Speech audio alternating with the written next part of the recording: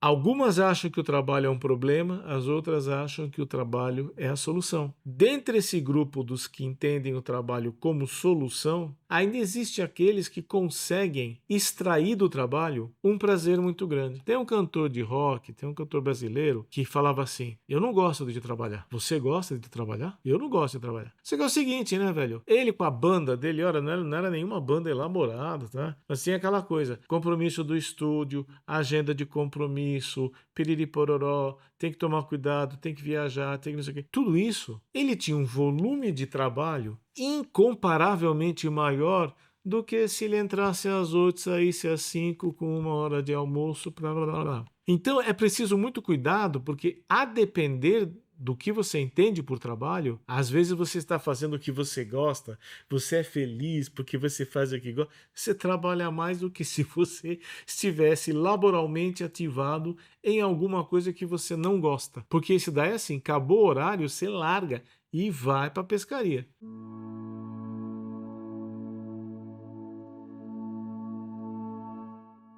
Olá, tudo bem? Muito obrigado por nos acompanhar nesse nosso novo texto em que nós vamos falar hoje um pouco sobre eh, as características do trabalho humano, o prazer na qualidade. Antes disso, só para lembrar o nosso. Sempre temos que falar disso, que é o seguinte: existe um número grande de pessoas que assistem os vídeos e não dão nenhum tipo de manifestação. Isso daí tá complicando muito para vários canais, né? No sentido da monetização, no sentido da distribuição, então da viralização. Então, por favor, é sempre o pedido que a gente faz é assim: se você gosta do nosso conteúdo, dê um like, dê os 3 Cs: curtir, compartilhar ou comentar. Essas 3 atividades dão muita relevância para o canal e a gente agradece muito se você puder fazer. Lembre-se, comentar às vezes pode ser simplesmente colocar um muito bom, gostei, não gostei, uma pergunta, pode ser muito oportuno fazer uma pergunta qualquer. Não precisa ser nada. Muitas vezes as melhores perguntas são as mais singelas. Para quê? Por exemplo, a pergunta para quê? Mas por que ela fez assim, assado, assado? Às vezes isso já deu abertura para uma discussão das mais gratificantes que existe. Então, aproveite isso, por favor, esse recurso não há custo nenhum para você e você acaba favorecendo muito o desempenho do nosso canal. A outra coisa é, se você gosta do nosso conteúdo, tem aí a chave Pix, tem também um QR Code que aparece durante o decorrer do vídeo e você pode clicar lá e você pode fazer uma contribuição de qualquer valor, não precisa ser nada expressivo, pelo amor de Deus, não faça nada expressivo, manda alguma coisa, é para ajudar a gente a custear esse nosso trabalho. Tá? Isto colocado, nós vamos então para o nosso texto hoje, que é o seguinte: diz respeito a um tema que é extremamente polêmico, que é trabalho. Vocês se recordam que algumas semanas atrás nós tivemos um vídeo sobre a natureza do trabalho, não a natureza sociológica, antropológica. O nosso canal não tem essa finalidade, nós não estamos enveredando para nenhuma forma de erudição. Nós aqui procuramos ser eminentemente pragmáticos, né, diretos ao assunto. Então, hoje nós vamos falar de trabalho, lembrando que existem 2 tipos de atitude frente ao trabalho. A primeira atitude é que o trabalho é um castigo.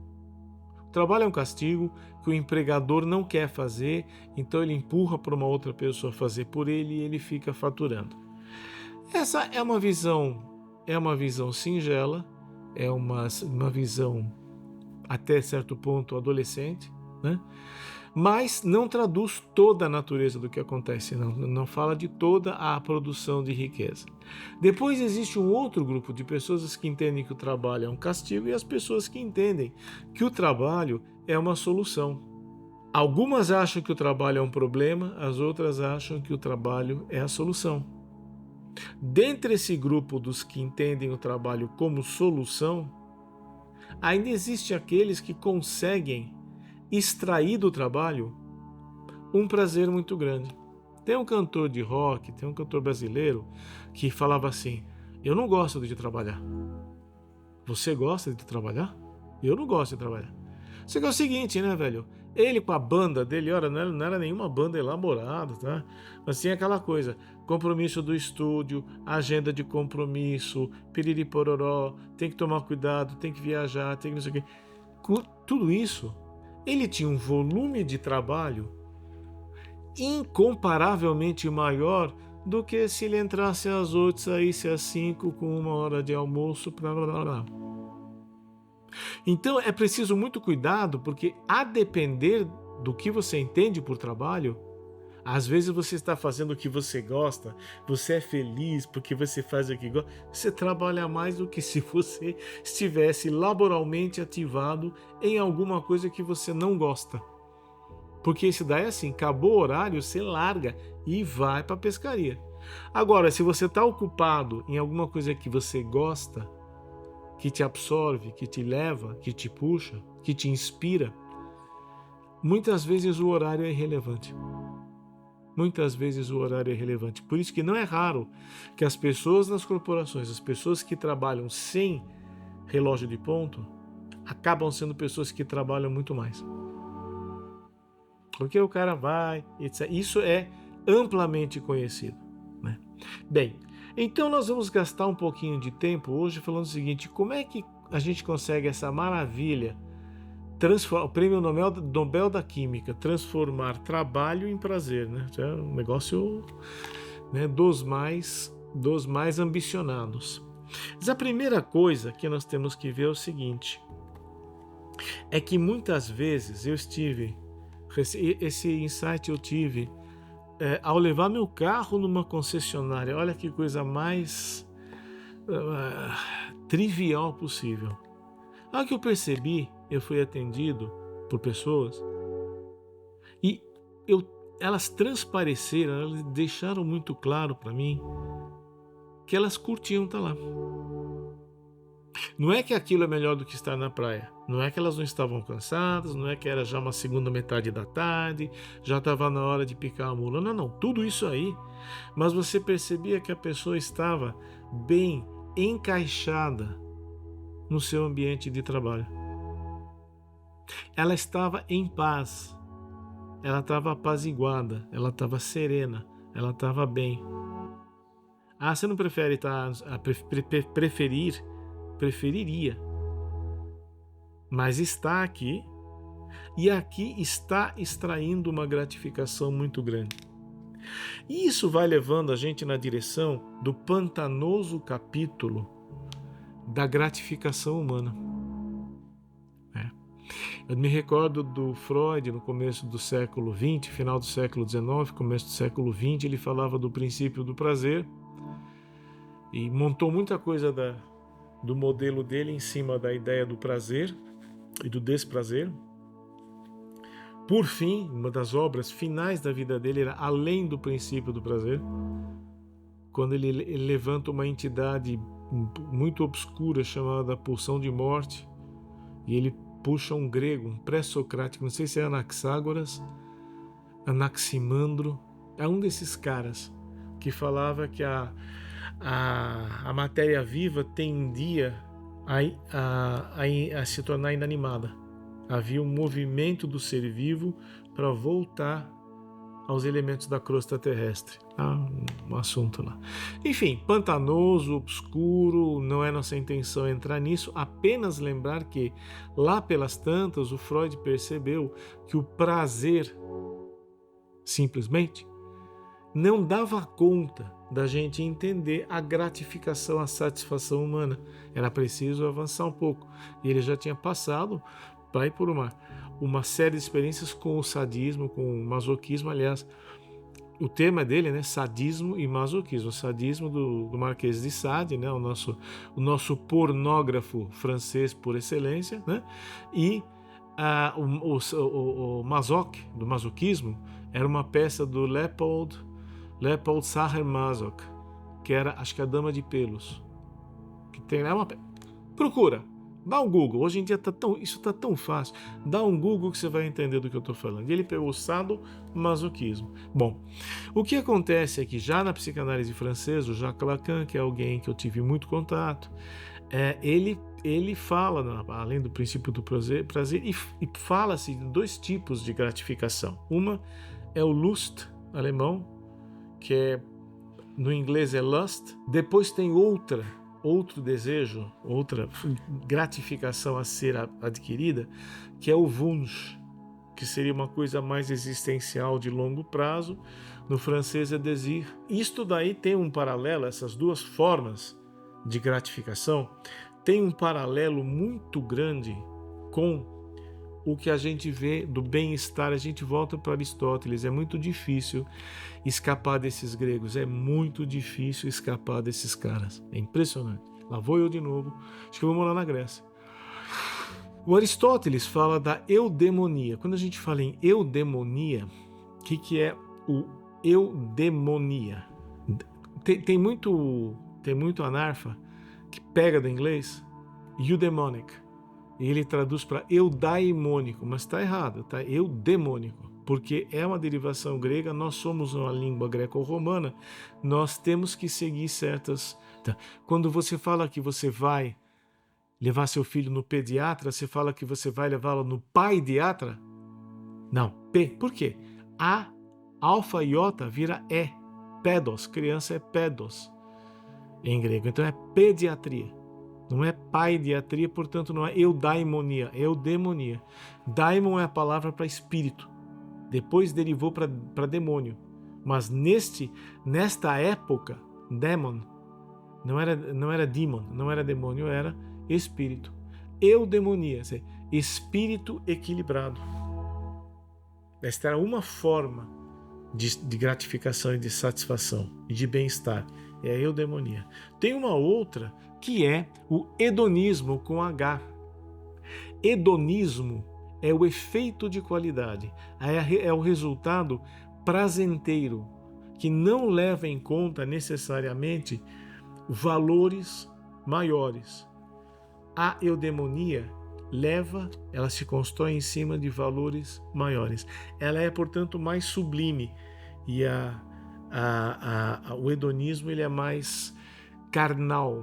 Carnal é uma péssima palavra. Mais concreto, mais físico, mais imediato. Né? Então, muitas vezes o que acontece quando a gente se envolve na questão do trabalho é que a gente espera um resultado hedonista do trabalho, mas o trabalho normalmente não dá. Você não vai experimentar o mesmo prazer imediato em sentar na frente de um computador e ficar escrevendo.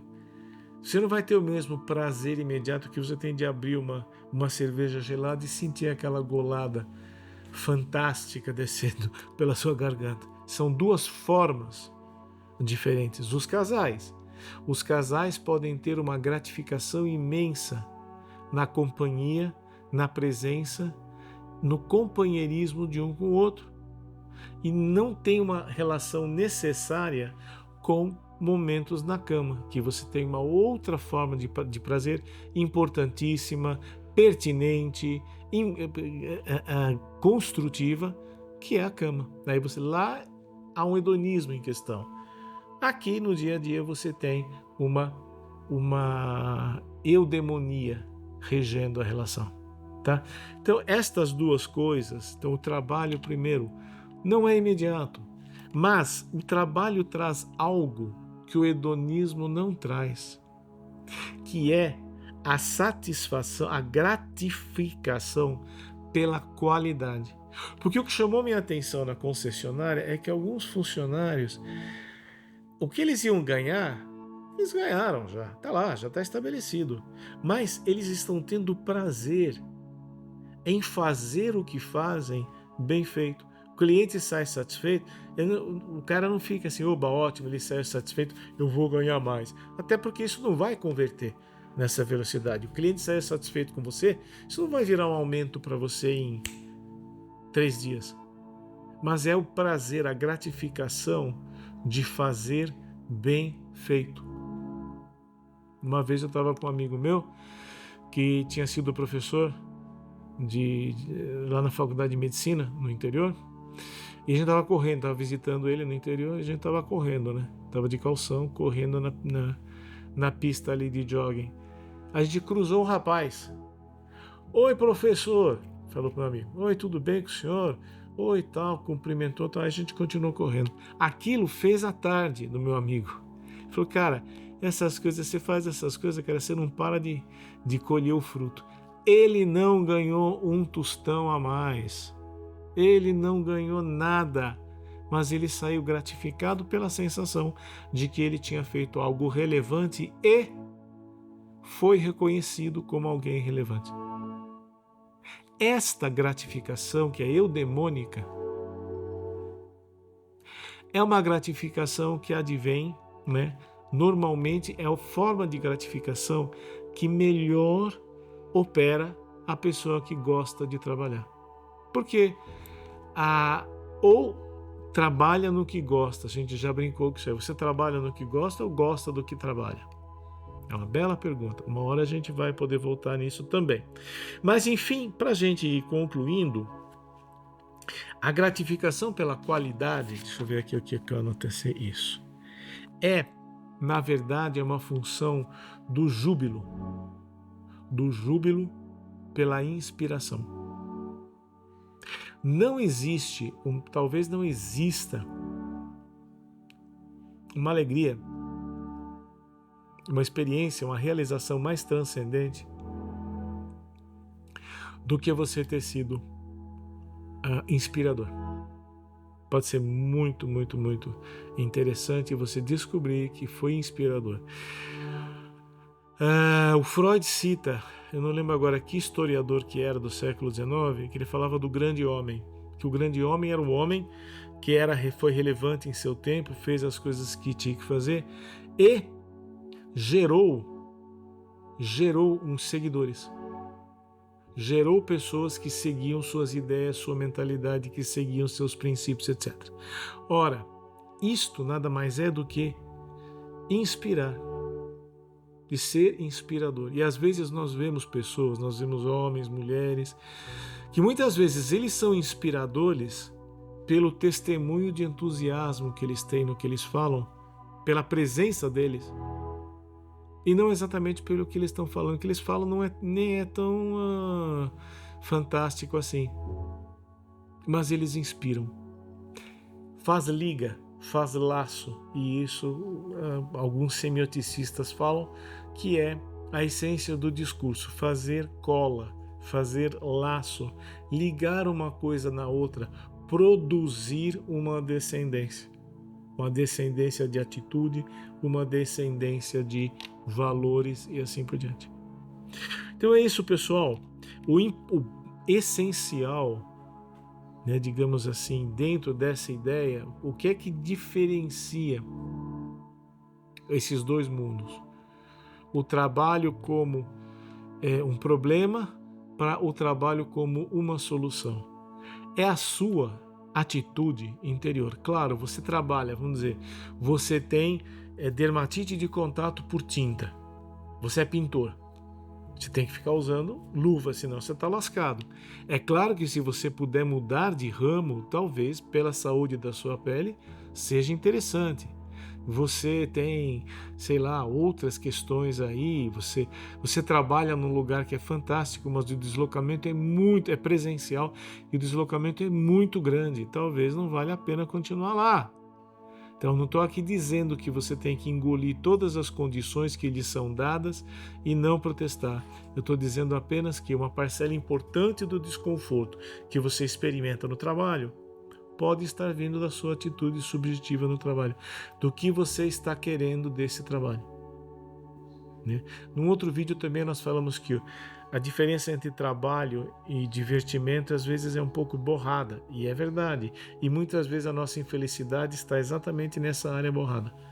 Tá? Por isso vale a pena, quando você estiver trabalhando, seja o que for, aquela história de que o trabalhador está cada vez mais alienado do produto que tem, embora um monte de gente goste de repetir isso aí como um mantra, isso é um pouco ultrapassado. Essa parte que você só faz um negocinho lá na indústria e não sei o que, já está amplamente automatizado.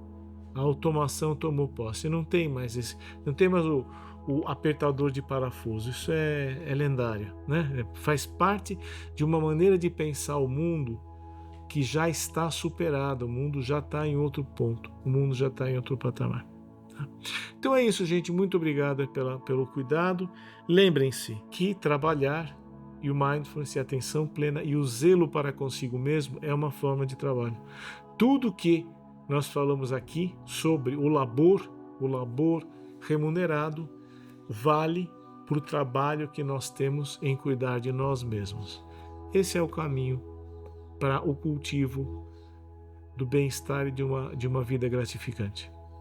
É isso aí, muito obrigado pela sua paciência e muito obrigado pela sua companhia nesse vídeo e até o próximo, que nós vamos estar avançando alguns assuntos aí que nós temos tratado.